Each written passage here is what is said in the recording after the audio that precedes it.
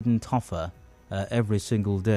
For the average Nigerian, especially if you're living within the shores of the country, it's a hard knock life in a manner of speaking. If you think things are too hard, and if you're convinced that you're not comfortable with it, and you would like for things to change or things to get better for you, you can do something about it. If you think that things are perfect as well, and you'd like for things to remain the way they are, well, guess what?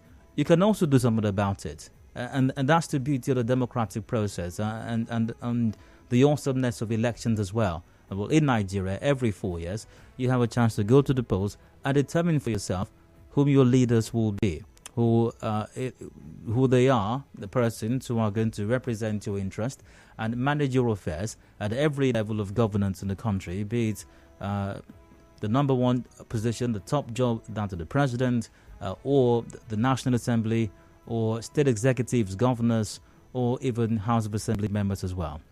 Not forgetting even local government, whenever those elections do hold, if or when governors allow the elections to hold, by the way. It's important.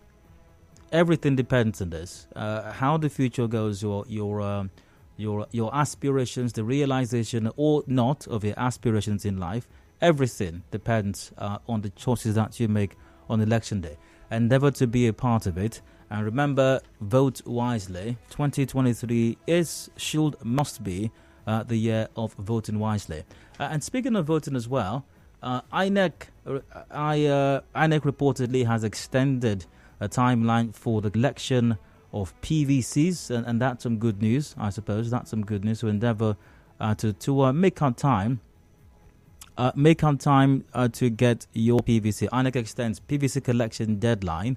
There's several articles on that. This one from The Punch. INEC has extended the deadline for the collection of permanent voters' cards until Saturday, January 29, 2023. INEC had earlier fixed the collection deadline for Sunday, January 22, and after a meeting on Thursday, INEC had pushed the deadline by 8 days. So take advantage of this push. Get your PVC, vote smartly, vote wisely in these elections. All right. Welcome again. From now until 7, discussions are on, and you're very much welcome to be a part of it via the usual platforms. A reminder, we are live on facebook.com/Nigeria InfoPH. We're live on Twitter as well at Nigeria InfoPH. And check us out on YouTube also. We've got a page there, Nigeria InfoPH. The number to call at the appropriate time, 0700 923 093. And also do remember, to like our pages as appropriate. Many things you can do there. You can watch live, you can listen live, you can join the conversation live, you can catch up on what you may have missed much later on. You can even keep conversations going after they may have entered on radio. And once again, like and follow our pages as appropriate. And welcome again. A quick preview as to what to expect on the show today. I've got some side comments coming up shortly, random stories and random thoughts that caught my attention as I checked out the news earlier on today. Just a few thoughts, but they're not to be discussed now. Later on, after the 6 p.m. major news, during a review of all the matters discussed on the show, during the open season segment, I'll take your thoughts on my side comments, today's rant, and the other discussions as well. You're welcome to share, especially if you're unable to do so while the discussions are on. I'll take your thoughts at that time. Till about 7, when the show comes to an end, the sports gang are in by 7 o'clock for extra time. So after today's side comments, as usual, I have a rant coming up. And I'm expressing my thoughts on some issue. I'd like to get your take on mine till 4 p.m. Now, before we got business news coming up, discussions continue right after that. You may have heard that Doi Okukbe had a run-in with the law recently. There was some situation with the law, with the security agencies quite recently, and quite an interesting one as well. Well, here is some version of that situation, courtesy Premium Times. EFCC speaks on Doi Okukbe's arrest, blames outdated watch list. The Economic and Financial Crimes Commission has confirmed that Doi Okukbe, former DG of the Labour Party's presidential campaign organization, was wrongly arrested on Thursday by the State Security Service. Now, SSS spokesperson Peter Afunai had said in a one-page paragraph statement that Okukbe was intercepted by the DSS at Terminal 1 of Murtala Mohammed International Airport, Lagos, this morning at the instance of the EFCC. He was then handed over to the EFCC. SSS said Okukpe was billed to fly to London via Virgin Atlantic Airline before he was stopped. Now, confirming that the arrest was a mistaken step, EFCC spokesperson Wilson Owujarin said Okukpe was arrested based on a watch list request issued on 18 July 2016, more than 6 years before his recent conviction on money laundering charges by the Federal High Court in Abuja.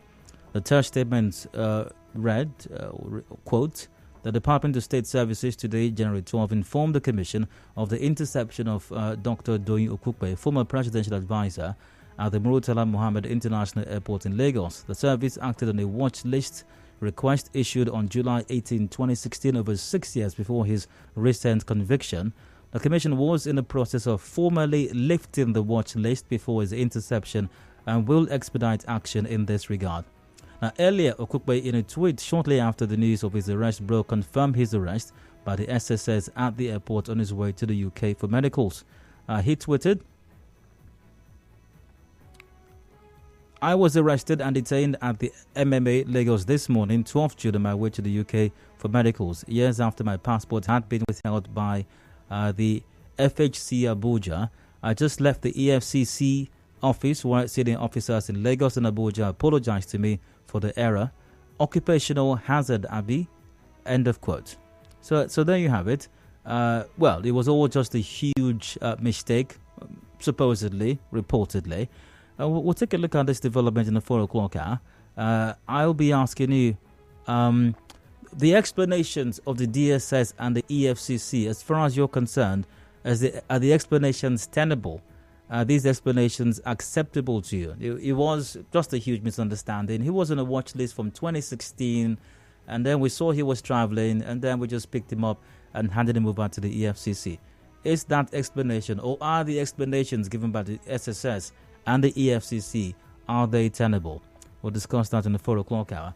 Up till 5 p.m., the news update is up at 5, and discussions continue after that. Ahmed Lawan's 9th Senate and Nigeria's debt burden. We'll take a look at this in the 5 o'clock hour. Now, here's the story. Here's the story that inspired that conversation. From The Punch, Nigeria can't continue borrowing, Lawan says. Senate President Ahmed Lawan has revealed the upper legislative chamber will turn the heat on various revenue-generating agencies for adequate revenue to fund the implementation of the 21.8 trillion naira budget. Now, Lawan made this known in Abuja during his 64th birthday celebration, where he emphasized that it would no longer be business as usual for the various revenue-generating agencies in the country, as the government could no longer continue to borrow to fund the budget. He also noted that aside from the problem of insecurity, which was being fought headlong by the government at various levels, lack of sufficient revenue for the execution of national development programs was another challenge that must be seriously tackled if the cycle of deficit budgeting or incessant borrowings must be stopped. So there you have it. Nigeria can't continue borrowing, Lawan says. It's somewhat interesting, especially if you consider the actions, if you will, of the National Assembly lately, as far as Nigeria's loans. And of course, you must remember that the federal government can hardly source for a loan without the approval of the National Assembly. National Assembly's approval is quite critical to any loan that the federal government might be requesting for or might even get eventually. Quite recently, the Senate approved a fresh 819.54 billion naira domestic loan for the federal government. This was December last year, by the way. So we'll talk about this in the 5 o'clock hour. I'll be asking you at that time, has the 9th National Assembly done enough to reduce Nigeria's debt burden? This government has borrowed quite a lot, and the National Assembly, of course, gave the nod, for the government to secure all of those loans, including even the most recent loans as well. So, once again, has the 9th National Assembly done enough to reduce Nigeria's debt burden? Or is Ahmad Lawan simply saying this because elections are here? And he's not returning, by the way. He didn't secure his party's ticket to run for another term in the National Assembly. I'd like to get your take on that in the 5 o'clock hour as well, after the news update at 5. We've got headlines at 5:30 p.m. The major news comes up top of the hour at 6 p.m. And let's see, open season after that.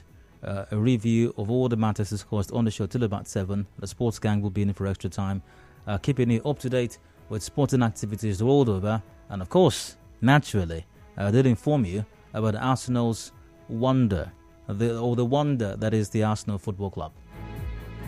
So there you have it, a preview of today's show. If there are any changes, you will find out as long as you stay tuned. We'll get things going now with today's side comments, random stories and random thoughts that caught my attention as I checked out the news earlier on today.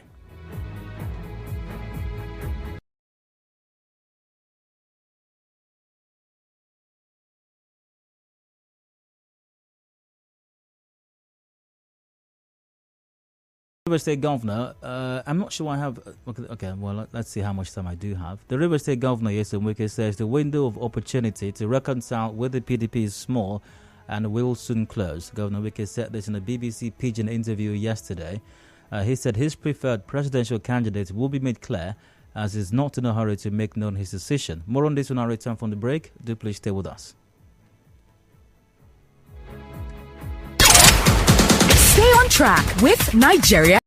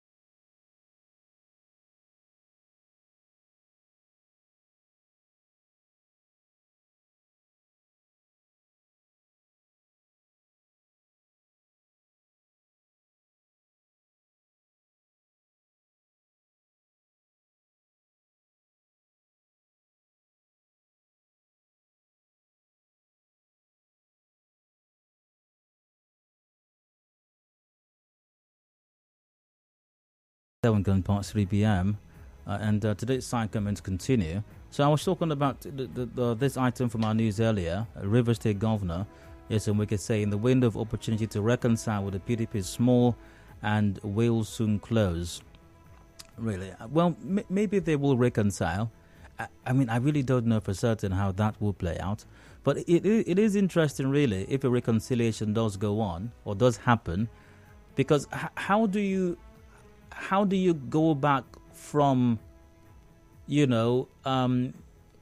casting aspersions on your party? I mean, you support something, then you say that thing is not a good idea. You suggest strongly it's a bad idea. You suggest strongly that your parties or the top officials in your party are corrupt. You suggest all kinds of things. You You even endorse the candidate of another party in an election that your party has a candidate. It will be interesting, really, to see what happens. It doesn't seem likely that the PDP leadership will budge as far as Iyorchia Ayu remaining there is concerned. And of course, the G5, seemingly led by Governor Nyesom Wike, have insisted that is the condition to support Atiku in this election, that Iyorchia Ayu must go. When you look at, for example, the comments by some of the G5 governors, you hear Governor Samuel Autumn as well saying something like, if he was not a PDP member, he would have, been going around campaigning for Peter Obi. So all of these, definitely do not paint their party in a good light. Maybe their party is being painted well by other persons, but the actions of these G5 governors haven't exactly portrayed their party in the perfect light. So it is somewhat confusing how it appears on one hand you are damaging your party's chances, and then assuming there is some agreement tomorrow, whatever that agreement might be. So what would the narrative be then? We made a mistake before when we said that our party was corrupt. We made a mistake before when we said some of those things.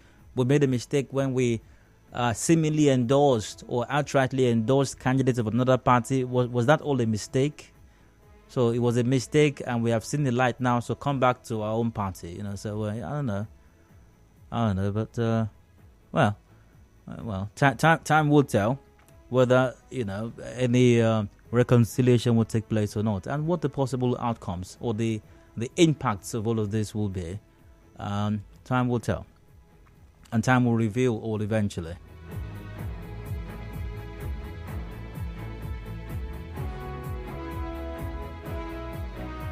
River State Command of the Federal Fire Service says the command has put in place necessary scenes as well as personnel needed to fight fire outbreaks in River State. Deputy Fire Superintendent and Head of Operations at the service, Abbas Regan, in an interview with our correspondent, spoke on some of the challenges that they face. Let's take a listen to Abbas Regan and what he had to say on this development.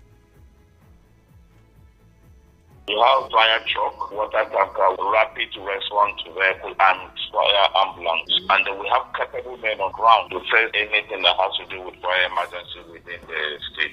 Most time when we get to fire scene, instead of the masses to understand with us and where we are coming from, they tend to beat the firemen at the fire ground. Virtually most of the masses, they don't have fire emergency numbers, of which we have several times on radio stations, TV stations, displayed our emergency number. So you have to look at the distance where we are coming from. Sometimes there is hold up and so on and so forth.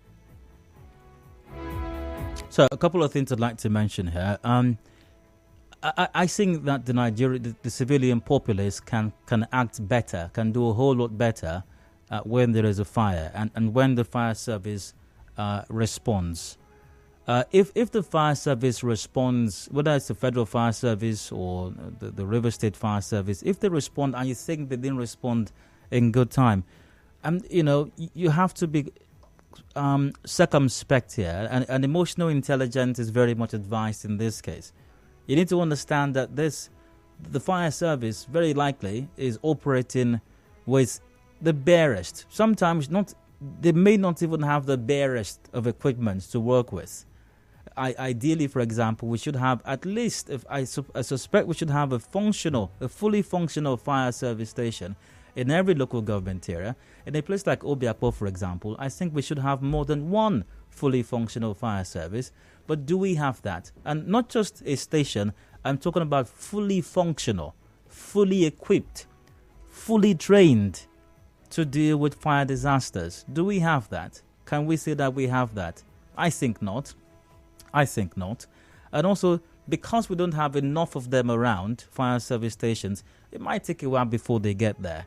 And when they get there as well, antagonizing them or fighting them or even beating them, as has been reported in some cases, is definitely not the right thing to do. It's not the smart thing to do at all. Definitely not the smart thing to do.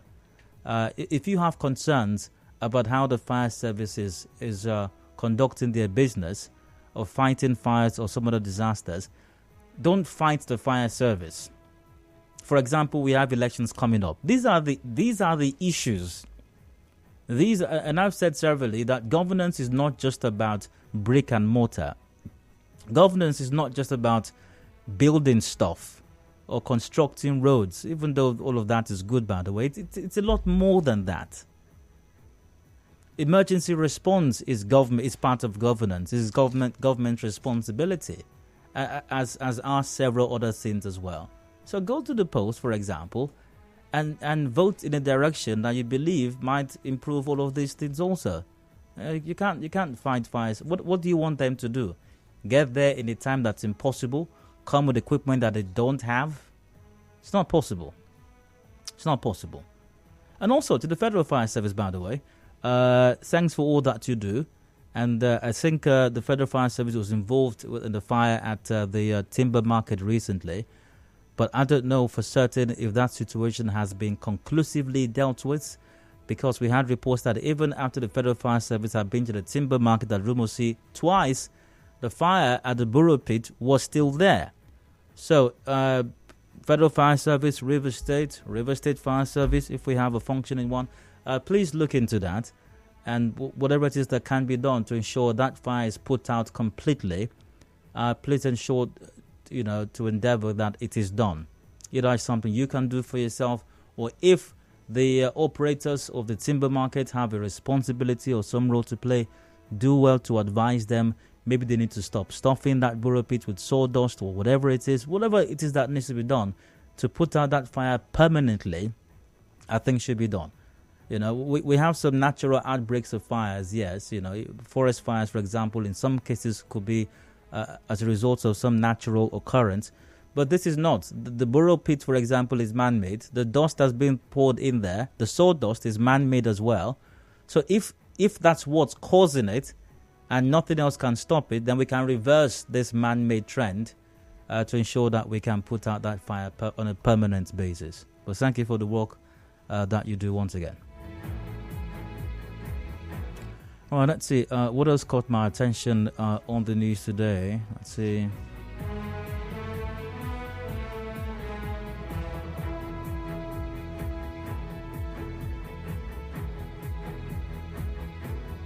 I think that just might be it. But finally, before I wrap up today's segment, do be informed that Nigeria Info, your number one talk station, is part of an upcoming governorship debate in Rivers State. Yes, indeed. And for those of you who have been following our social media pages consistently, you might remember that we had initially put up a post asking you to pick five out of about 15 governorship candidates, and we had contributions from you. Thank you very much to those of you who voted on our social media platforms, facebook.com/NigerianForPH, also Twitter at NigerianForPH. Now, based on your responses and your votes, in the manner of speaking, we have whittled down the candidates to 7. It's not possible for us to have all the candidates, even for debates that have been held at other levels as well, even presidential debates. It's not possible to have all the candidates. Now, whatever criteria those other organizations or media outfits employed, I cannot tell for certain. That's an internal thing. But for us at Nigeria Info and our other partners who are putting this together, we decided that you should be given the chance to make that choice. So this is your choice. You literally get to determine which candidates make it to the debate. So once again, there are 7 of them, and we have their names and their images put up on our social media pages. Please go there once again, facebook.com/Nigeria Info PH, via Twitter at Nigeria Info PH as well, and do indicate which of the candidates you would like to see or listen to on the governorship debate here in Rivers State, organized by Nigeria Info and some other partners, which of course, as the day draws nearer, you will get to find out. All right. Remember, we're targeting 5 governorship candidates, and you get a chance to determine who those 5 will be. So that's it for today's segment. I go for a quick break. When I return, today's round comes up. But did I get any comments here that needs attending to?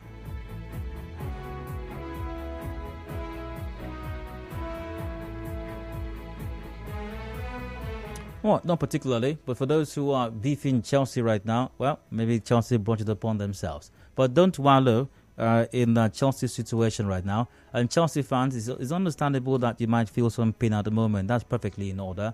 But when you feel pain as regards the terrible football your team is playing right now, just take comfort and solace in Arsenal's brilliance. Watch an Arsenal game. Go on YouTube and watch Arsenal highlights and feel some joy. That always helps. That always helps. All right? I'll be back shortly.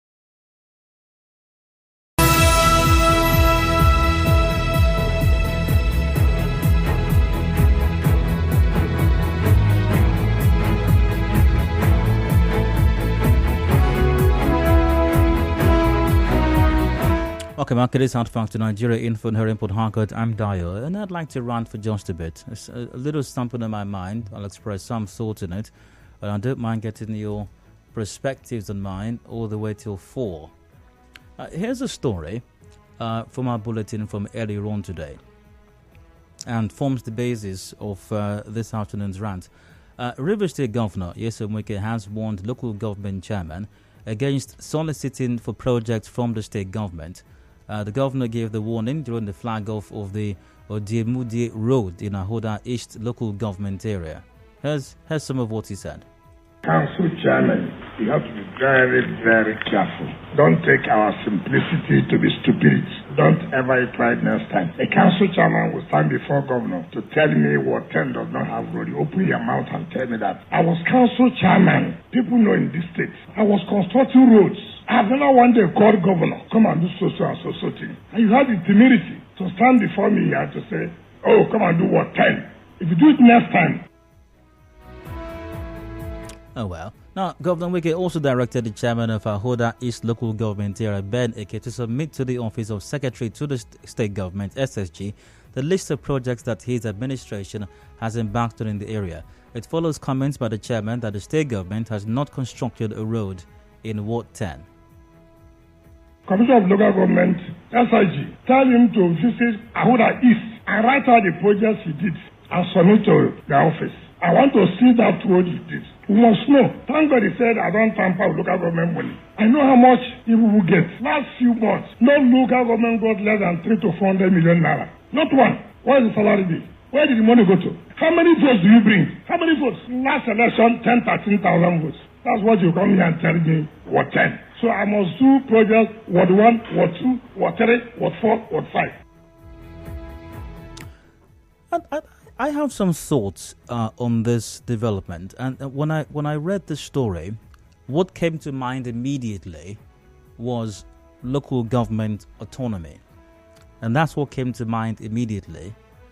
Well, maybe the governor has the right to have whatever opinions that he chooses to have. I mean, obviously everybody does, and the governor is one of everybody as well. However, I suspect strongly from the governor's comments that there are real issues. For me, this raises the question. It raises the fundamental question of local government autonomy. I'd like to play back the governor's first comments again.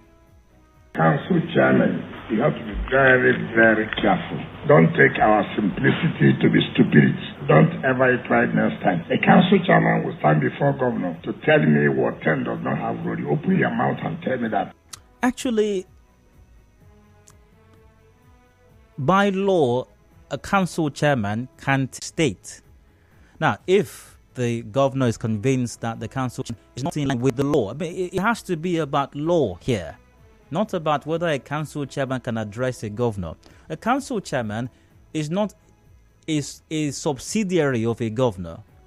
A council chairman is an elected official. A council chairman is not answerable to the governor by the laws of Nigeria. It's not answerable to the governor. The council chairman is answerable. The same way the governor is answerable to the people who elected him or her into office, a council chairman is answerable to the people who elected him or her into office, and not the governor. So can the council chairman address the governor on state matters? Because the issue here is a state matter. The council chairman, from reports, was not discussing personal family affair issues. No, it was a state matter that had to do with the construction of a road. Can a local government bring a state matter to a state government? I believe the answer is yes. Even in some of the quote-unquote more federal societies that we have, you know how people say that Nigeria is not practicing true federalism. Sometimes I wonder what that means. But even in those climes that are practicing quote-unquote true federalism, where there is significant autonomy, in cases where a state is overwhelmed, especially, or for example, in an emergency brought on possibly by some natural disaster, state governors reach out even to the president, and they ask for help, and they say, we need you to do this.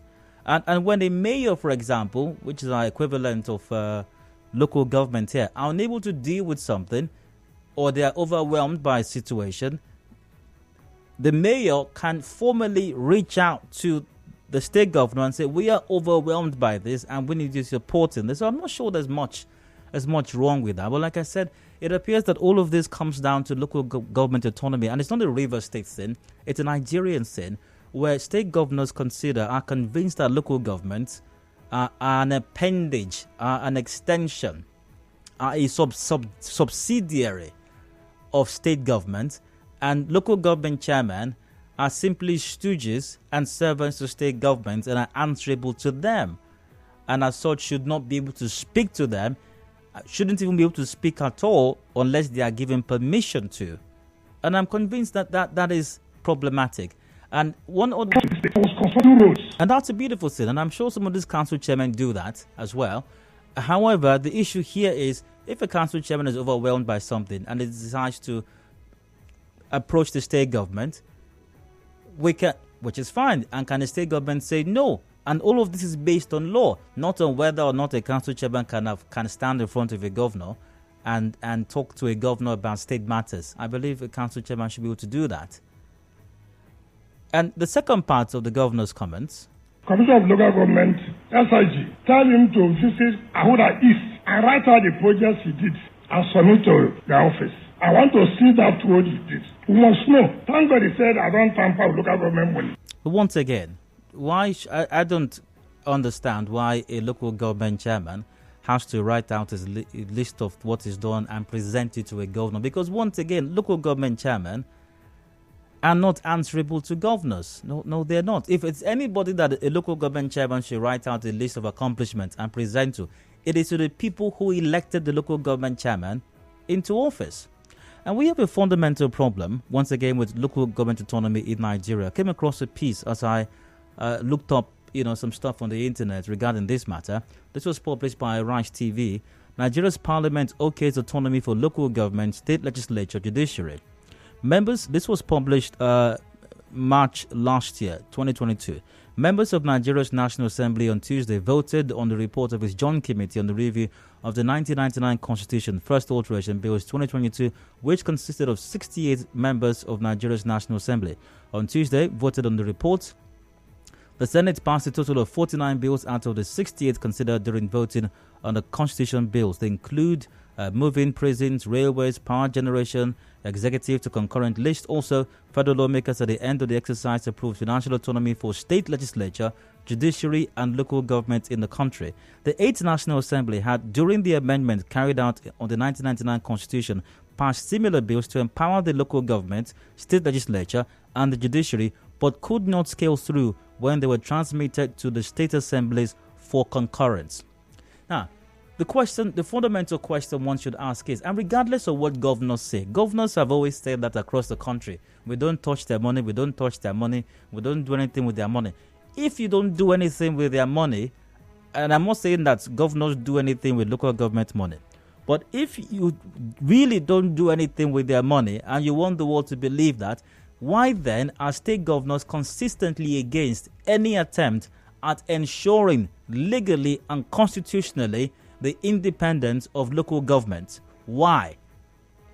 If they're true, why then amendment or even executive order of Mr. President every attempt at legalizing the autonomy or financial autonomy of local government has consistently been fought by by governors across the country. Here's another piece I came across in the Vanguard newspaper. This was a column piece, State of the Nation, with Olu Fashion. This was published February 10 last year. How to guarantee local government autonomy in Nigeria. The first 1 or 2 paragraphs. Few things provoke righteous indignation in President Muhammadu Buhari, like the state of local government in Nigeria. Ask him about restructuring. He would always narrow down the issue to the treatment of local government. The local government system has been killed, he said in his Arise TV This Day interview in June last year. Well, President Buhari is right. Local governance has been debased in Nigeria. Every attempt to grant autonomy to local government has faced stout resistance from state governors who assert the right to exercise close oversight over them. The latest of such resistance was the governor's opposition to President Buhari's Executive Order 10 of 2020, which grants financial autonomy to local government as well as state legislature and judiciary. So the question once again, as we have seen over the years, state governors across the country have vehemently, vociferously fought any attempt to ensure the independence and autonomy of local government and beyond local government, even state legislature and judiciary as well. But on one hand, they do that. On the other hand, they say we don't touch their money. In fact, we even help them more. So, if the governors are so kind and really don't touch their money and only want to help them more, then help us ensure local government autonomy. Help us ensure that there are appropriate constitutional amendments to guarantee legally, not when the governor feels like it, to guarantee legally the autonomy of local governments or even state legislature and assembly as well. Because without financial autonomy, there can't be true autonomy at all. So whether or not governors touch their money or don't touch their money, there's one way to guarantee that there is no touching. And we don't need a governor's word for that. Basically, let us put it in the law so that the whole world knows. And no governor has to explain that we don't touch their money because it's in the law that you can't even touch it even if you wanted to. And by the way, since the governors are so in love with the country and the people and they simply want to help, it's important to remind governors in Nigeria that local government autonomy is in national interest. On that note, I end my rant. Thanks for listening. Hope you went bored. Let's get your take on mine. Lines open. Call 0700 923 093. 0700 923 093. We're live on facebook.com/NigeriaInfoPH. Live on Twitter as well at NigeriaInfoPH.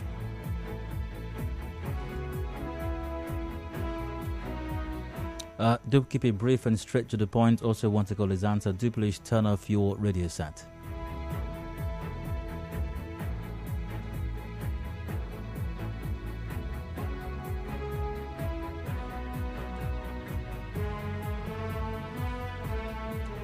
Number once again, 0700 923 093 is the number. I've got Durojai from Ajib Estate on the line. Durojai from Ajib Estate, hello, you're welcome. Please go ahead. Yeah, good day, Dario. Go ahead. The issue is that most of the local government chairmen, they don't have blueprint. If they have blueprint and that they have been following their blueprint, I don't think the governor will be annoyed with them or will be saying that. If they have their blueprint and they follow it and do things in accordingly, like that, and he has been saying it, he will not say so now. Okay, once again, even with the law, the local government chairmen do not owe state governors a presentation of their blueprint. And that's the whole point of this. We do not need for a governor to be pleased. This is not a case of the Holy Spirit or God and Jesus Christ. This is my beloved Son in whom I am well pleased. The governor does not have to be pleased with the local government chairman. It is the people who elected them into office who have to be pleased with them or not.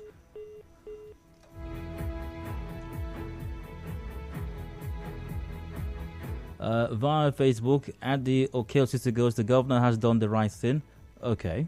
Hector Dokabo goes, the governor before this time has debunked any insinuation that governors are tampering with local government, and you don't expect any local government chairman to come out and counter the governor, whether the governor is lying or not, because they will be sacked. Only a governor has the right to question the president or make a demand to a president and also criticize the central government. The local government chairman cannot criticize the state governor. We run 3-tier of government in Nigeria. Only the local government, which is the third tier of, is answerable to the governor instead of the people. A quick commercial break. I'll return shortly. Taking more of your responses to my rant today. Deeply stay with us. Has fast returns shortly. You are tuned.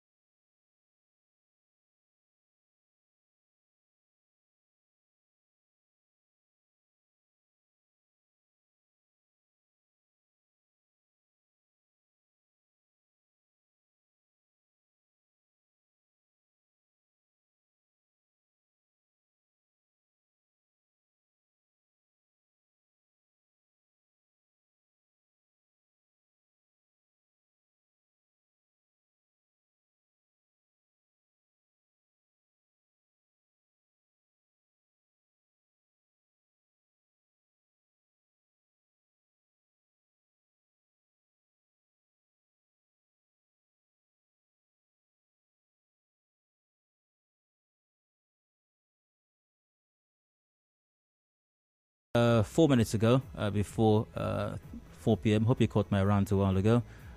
Still taking your reactions to it. Lines open 0700 923 0923. I've got Brian from Transamadi. Hi, Brian, go ahead. Brian from Transamadi, you're live. Go ahead, please. Good afternoon. Go ahead. Yeah, I want to talk about the current discussion on ground concerning the local government. Go ahead, Bright. All right. Can you hear me? Bright, please go ahead. Okay. So what I'm talking about is the local government situation is a situation that is affecting the grassroots, the individuals in the country. Because whichever thing that is going to be allocated to an individual will come through the grassroots, being the local government. And if there's no development of the local government, it means that no individual will be developed. So if any state governor or any state government has interest of the citizens at heart, they will surely ensure that that aspect that is going to benefit individuals, being the local government autonomy, is given. And with that, you will see massive development in the state, in the large picture of the state. Hello? Yeah, right. Great to hear from you. I've got Robin from HA. Robin, you're welcome. Please go ahead. Thank you. Good afternoon. You're welcome. On your rant, as regards the act by the governor and the question you ask, yes, the few books I have read, both the cover page and the content, I've never seen anywhere come across a word true federalism and a forced federalism. Federalism is federalism. But those here in Nigeria, even those whom we feel that they are educated, they seem not to be educated. They sell words and languages to the people and they take it with hook, line, and sinker. If these things were to be normal, wouldn't have made that outburst there. But because they are coming in as local government chairmen were not through the proper process. How do I mean? The state to carry out oversight function on the local area. They're all keeping quiet. These areas that the local government chairman holds sway, don't we have representatives like the whole that the governor talked about, which is my local government area? We have constituency 1, constituency 2. Have they any day raised any issues that the local government chairmen are not doing this? For me, what I've understood so far and what I understand, Nigeria, we are kept in this condition by the politicians. By the politicians. Local governments ought to be autonomous.